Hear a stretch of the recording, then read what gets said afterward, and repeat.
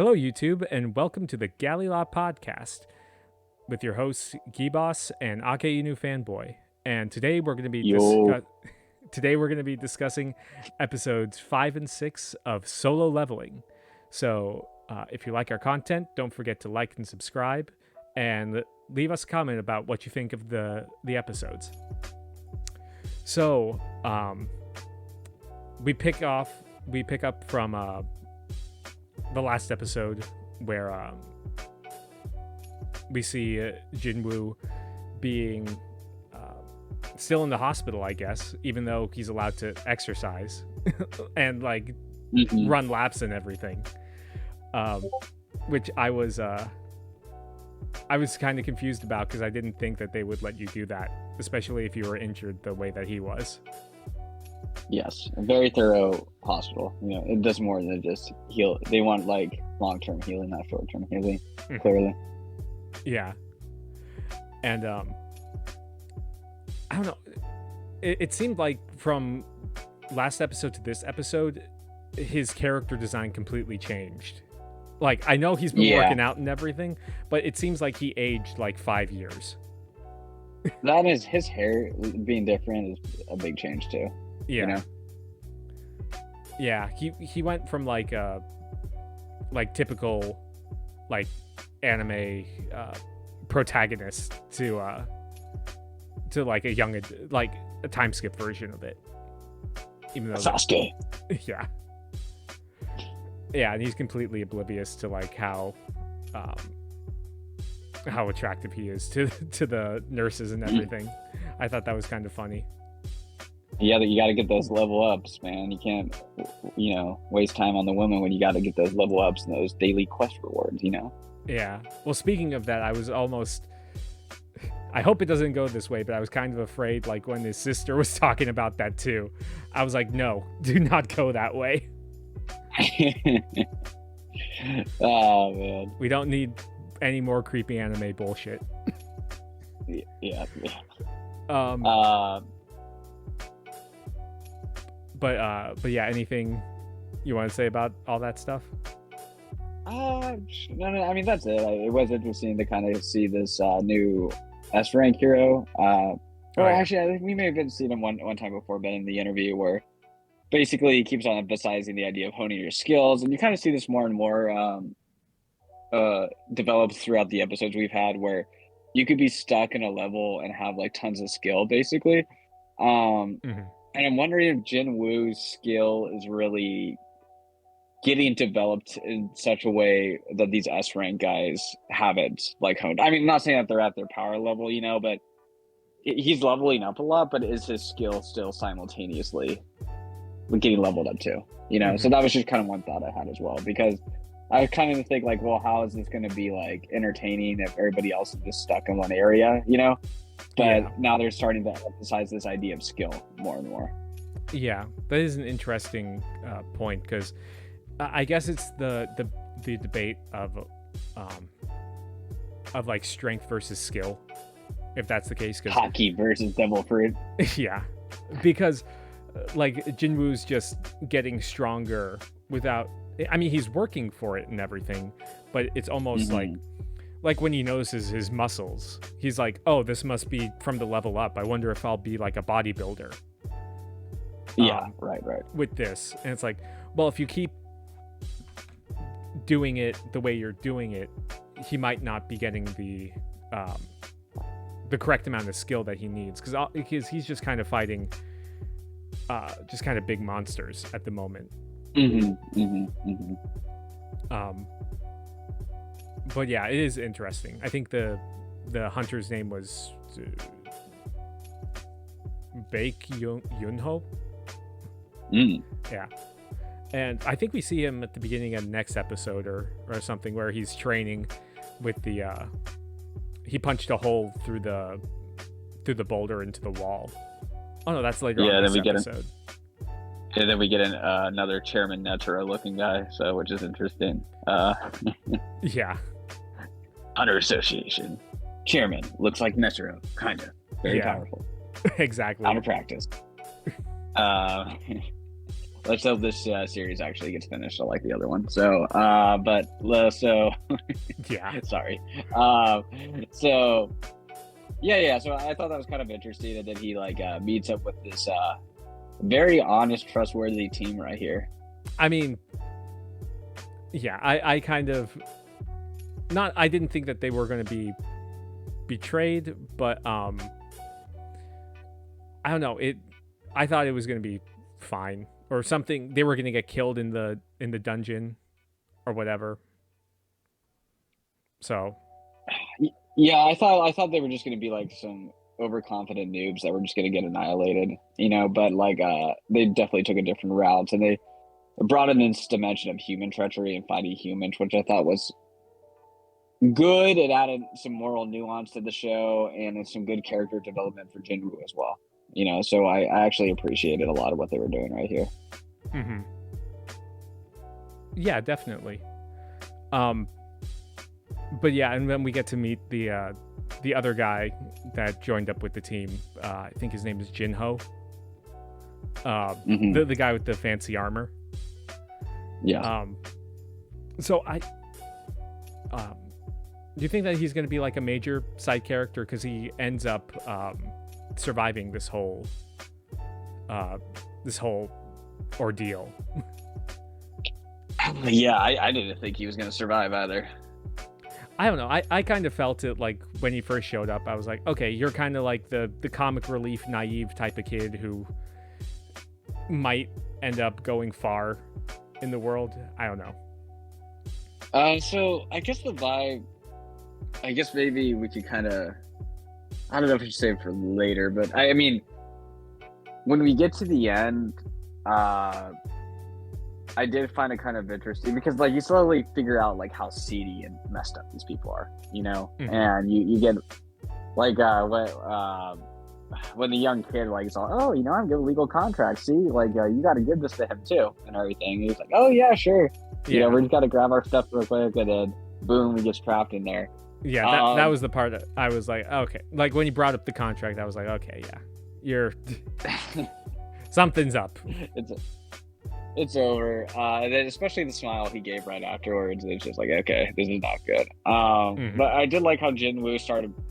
He has some skill because he is explaining everything to the new kid, and it's also a good way to explain this to the viewer. So he is getting some skill. He is getting some knowledge, and he does start to put two and two together that these are bad people, but it's still the first time he's experienced bad people. And then he's like, oh wait, I should have been more cautious of this because he is because this is survival of the fittest. So it's making him more jaded the more he gets deeper into this. But yeah. When he gets that final quest, for this,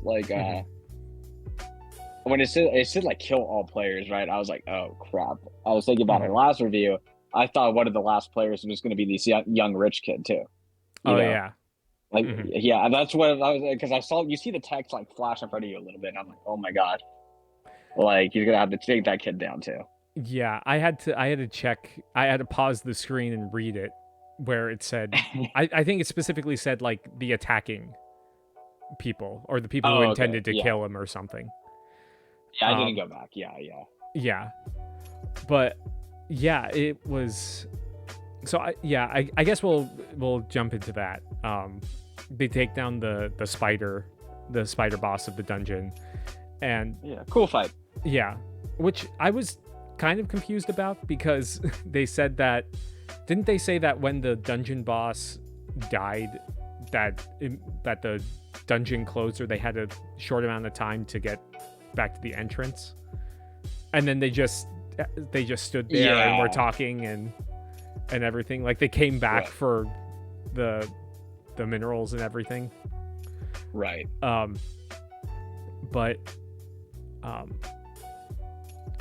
But yeah, the whole part where Jinwoo ends up, the group that recruited him and Jinho, they betray them, leave him for dead with the spider. They come back, and then he has to kill them all to survive. And I don't know. I thought, like you said, he's slipping slowly into like that anti-hero type of thing that I thought that we talked about last time, where he kind of got like all wrapped up in the bloodlust of it and survival of the fittest. Right. Yeah, I was kind of like wondering if they were just gonna do like a full-on like he's turning into like this villain kind of thing, you know. Mm-hmm. But it was kind of interesting to see that like I think there's a chance that he bounces back out of this, you know, and become less jaded, you know, because he hasn't really been given that much in the way of good guidance, and maybe his family or the healer girl, sorry, I don't know her name off the top of my head, these names are hard, but yeah, maybe they can be a positive reinforcement back in his life, potentially, because right now humans betraying him is just like darkening him even more, you know. Well, when he was like looking for jobs, I thought that he got an invite from her in the first in episode 5. I thought he got an invite from her to go on a quest, and that's why he looked surprised. But like we see like early like in episode 5 when like the nurse asked for his number, he's like, oh, it must be for like a follow-up. and then at the end he's like, oh, I'm glad I gave my sister that umbrella, it's raining. And it's like there is humanity to him, but at the same time you see a lot of like this edge to him. Yeah. Like I don't know if I would you call this a power fantasy type thing? Like, oh, he keeps getting stronger and stronger and everything. Yeah, no, that's fair. I mean, I think it's the emphasis is moving more and more towards a type of how would you say, a moral fight that's going to be happening more, like him retaining his humanity the more he levels up and everything. I think that's going to, because I think from what we can tell, the quests aren't explicitly evil, you know. I thought we were going to get to that point, but we never did, you know. So yeah, so like, you know, well, it can still happen for sure, you know. I did want to touch on that too with the quests. Like it says like, if you do not complete this quest, you will receive an appropriate penalty. And that's the typical warning. And then his eyes start to like glaze over. It goes in like black and white or a negative tone. And then it switches to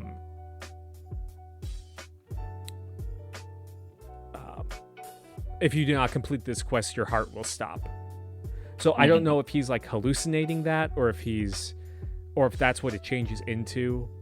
Because that's what when he first accepted the contract, that's kind of like what it said, like, answer this within like 0.02 seconds or your heart will stop. I'm wondering if that's like a flashback to that, or if it's like interpreting this, because I guess you could justify like his actions kind of saying like, if he doesn't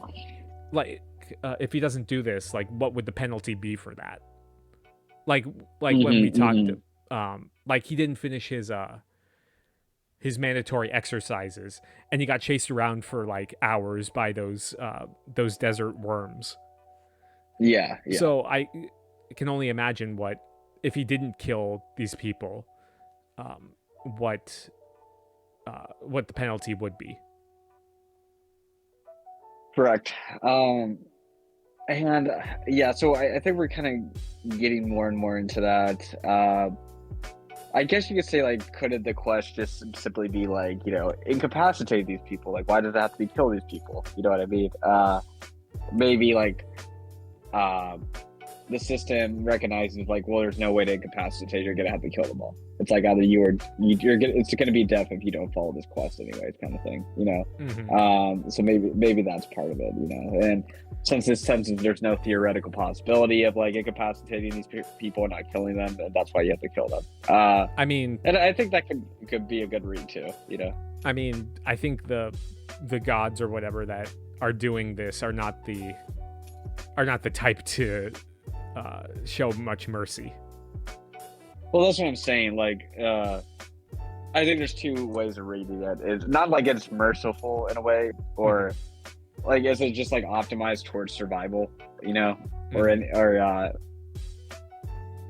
is it just going to be like cruelty is going to start becoming a thing, you know? Because I think like also if it was completely optimized for survival, they would have had him kill the young kid too, because so he wouldn't be a witness and everything, you know? Yeah. But at the same time, I guess you could say, well, he's going to be a good contact later and he could help them out.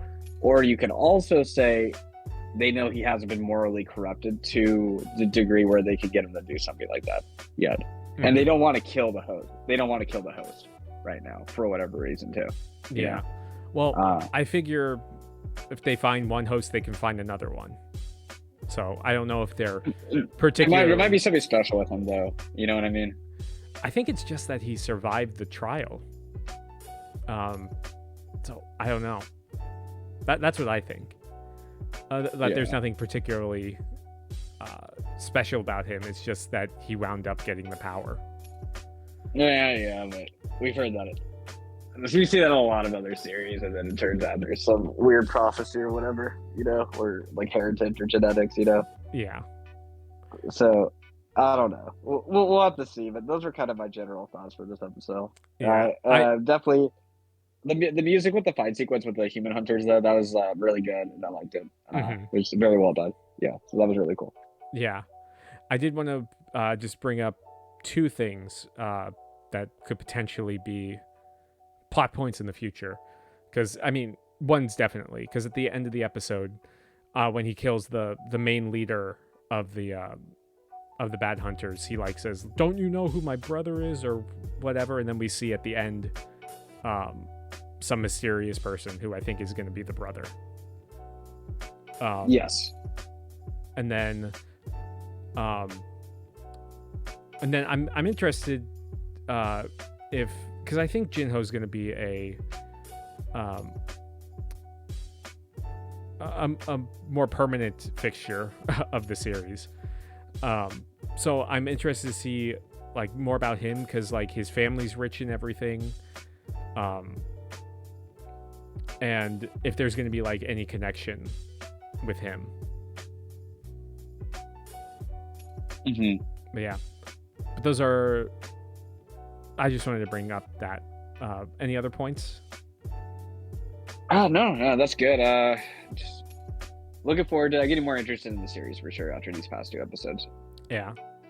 They have nice little 2-episode stories so far. Let's go. Yeah. But yeah, I'm enjoying it too. But anyway, if you liked this discussion, please let us know what you thought of the episode, and like and subscribe, and we will catch y'all with the next discussion. See ya. Peace.